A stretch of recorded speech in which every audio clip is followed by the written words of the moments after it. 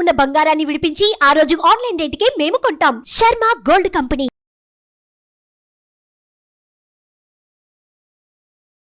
నమస్తే, welcome to Suman TV. నేను మీ omni.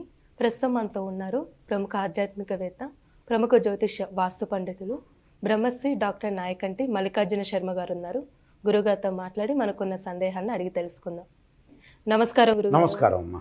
గురుగారు, ఇప్పుడు కుజుడు అదేవిధంగా గురుడి యొక్క కలయిక వల్ల అసలు కుంభరాశి వారికి ఏ విధంగా ఉంటుందండి?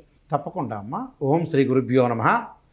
గురు కుజుల యొక్క కలయిక, గురువు కుజుడు యొక్క కలయిక అనేది వృషభ రాశిలో శుక్రగ్రహ క్షేత్రంలో మిత్రగ్రహాలైన కుజుడు గురువు యొక్క కలయిక అనేది 45 రోజుల పాటు కాలంలో ఉంటుంది. అంటే జూలై 12వ తారీఖు నుంచి మనకి ఆగస్టు 26వ తారీఖు వరకు కూడా 45 రోజుల కాలంలో మిత్రగ్రహాలు శుక్రక్షేత్రంలో కలవటం అనేది జరిగింది. సాధారణంగా ఏదైతే గురువు ధనకారకుడు, సంతానకారకుడు, భాగ్య లాభాధిపతుల కారకుడు, భోగాన్ని, భాగ్యాన్ని, విద్యని, కుటుంబాన్ని ఇచ్చేవాడు గురువు. గురువు గోచారరీత్యా ఏదైతే రాశి ఉంటుందో ఆ రాశి నుంచి 2, 5, 7, 9, 11 స్థానాల్లో సుఫలితాన్ని ఇచ్చే అవకాశం ఉండటం, అంటే this is the transit system అంటారు.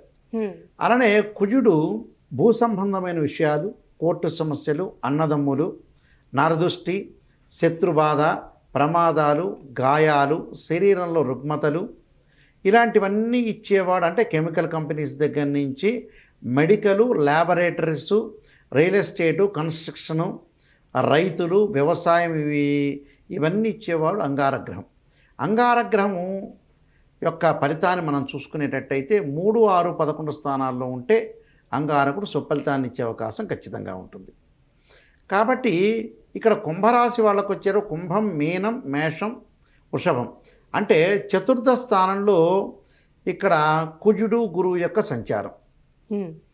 అంటే కుంభరాశి వాళ్ళకి చతుర్థ స్థానం అవుతుంది వృషభ రాశి. కుంభం, మీనం, మేషం, వృషభం.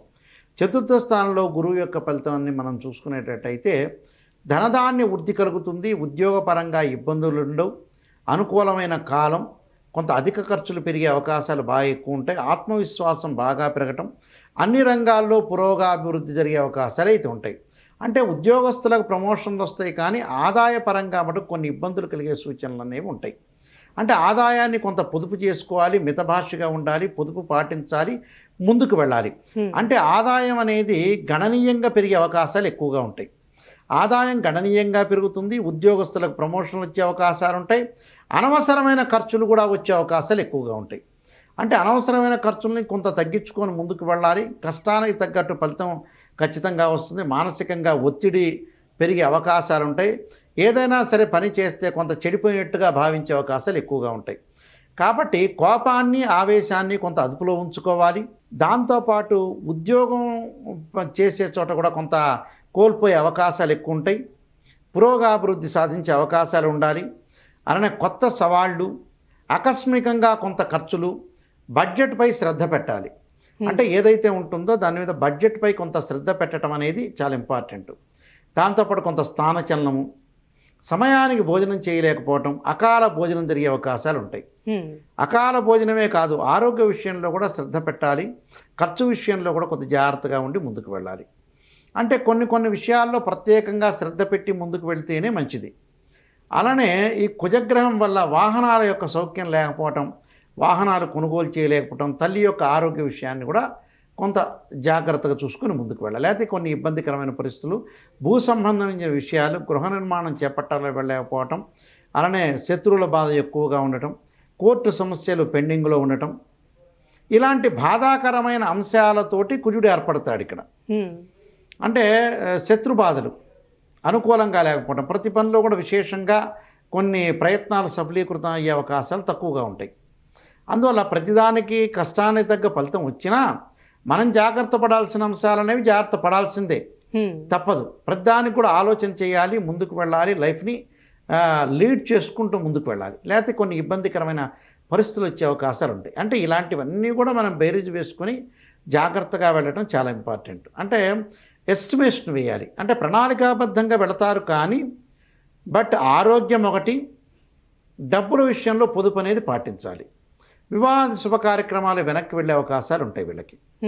అంటే తొందరగా 1-2 సంబంధాలు తప్పిపోయి 3వ సంబంధం వచ్చే అవకాశాలు ఎక్కువగా ఉంటాయి. కాబట్టి ఇలాంటి విషయాల మీద శ్రద్ధ పెట్టి మనం ఎంతవరకు చేయాలో అంతవరకు చేసుకొని ముందుకు వెళ్ళాలి. విదేశాలకు వెళ్ళటం అనేది ఒక ప్రణాళికాబద్ధంగా చేసే అవకాశాలు ఉంటాయి. బంగారు ఆభరణాలు కొనుగోలు చేస్తారు. కొంత డబ్బును వస్తున్నా కూడా ఎసెట్స్ మీద పెట్టుబడి అవకాశాలు, పోస్టలు, సేవింగు, బంగారు ఆభరణాలు. బిజినెస్లో పెట్టకూడదు. నూతన వ్యాపారాలు ఎప్పుడు కూడా ప్రారంభం చేయకూడదు కుంభరాశి వాళ్ళు. కొంత నూతన వ్యాపారాలు ప్రారంభం చేస్తే కొన్ని ఇబ్బందికరమైన పరిస్థితులు ఏర్పడతాయి. కాబట్టి ఉన్న వ్యాపారాన్ని సజావుగా కొనసాగించుకొని ముందుకు వెళ్ళాలి. ఆరోగ్యపరంగా ఇబ్బందులు లేకుండా ఉండటం చాలా మంచిది. దానికి కొన్ని పరిహారాలు చేసుకుని ముందుకెళ్ళటం, భయం కలిగే అవకాశాలు ఎక్కువ ఉంటాయి. అంటే ఎలాంటి పరిహారం చేయండి? హనుమాన్ చాలీస్ స్తోత్ర పాలనం చేయటం, ఆంజనేయాయుధే వాయుపుత్రాయుధీమే తన్నో హనుమత్ ప్రచోదయాతని, మంగళవారం రోజున రాహుకాలంలో దీపం పెట్టడం, ఆంజనేయ స్వామి యొక్క ప్రదర్శనలు చేయాలి. దాంతోపాటు సోమవారం రోజున వీళ్ళు తప్పకుండా కనకధారా స్తోత్ర పారాయణం చేయాలి. అంటే కనకధారా స్తోత్ర పారాయణం చేయాలి. గురువారం రోజున దత్తాత్రేయ స్వామి యొక్క కవచం, దత్త కవచం చేయటం ఒకటి. అలానే గురువుల్ని పూజ చేయాలి.